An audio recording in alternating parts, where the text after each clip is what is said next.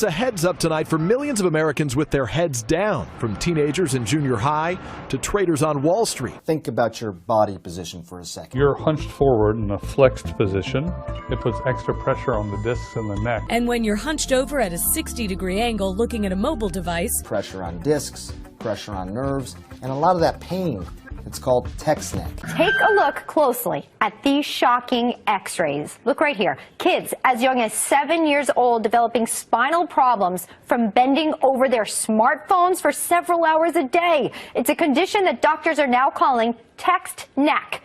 The human head weighs about 10 pounds to 12 pounds. Bending it apparently can raise that to the equivalent of 60 pounds on the weight of your neck. For a 7-year-old, that's like carrying around another 7-year-old on his neck. So text necks can cause muscle strain, pinched nerves, herniated discs, headache, anxiety, depression, and even heart rate and blood pressure are affected. So what can we do to prevent this condition in our kids and ourselves? Here with some important tips, Dr. Kelly Starrett, a physical therapy and co-founder of Mobility WOD, author of The Supple Leopard, joins us now at Fox & Friends. Okay, Dr. Kelly Starrett, what are we going to do about text neck? The x-ray, the proof is in it.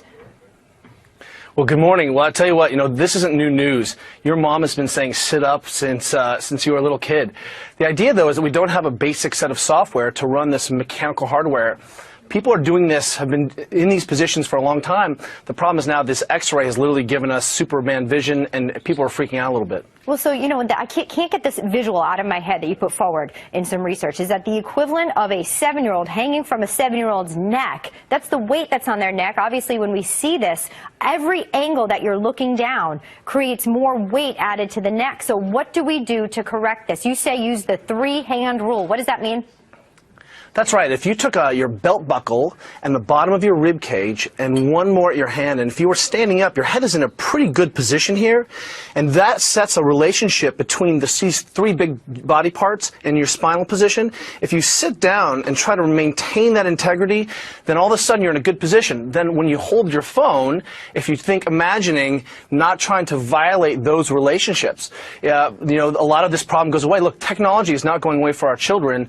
The Kaiser Family Foundation said that kids are spending between 8 and 18 are spending about 7.5 hours a day. We're not going to get technology out. What we have to do is remind our kids that, hey, if you're in this position where the hands are coming together on any one of these landmarks, then what we need to do is remind our kids to get back up. All you have to do is put the phone here, put a pillow in your lap, and you can start to solve some of these problems. It feels a little bit dorky at first, but when you're not hunched over and bent like a broken rainbow, you'll thank yourself. So I'm thinking apply that retro message to the kids about posture with the phone. What do you do if the kid doesn't do it? Take the phone away? Well, I have 2 daughters, and we're not tech agnostic at our house. What we've done is we've said, hey, look, we've taught you guys how to sleep and how to brush your teeth and how to dress yourselves. This is how you inoculate your body against the ill effects of working with the modern world. And when our kids find themselves in a bad position, we just kindly remind them, hey, that's not what our family does. And the second violation, tech goes away for the day.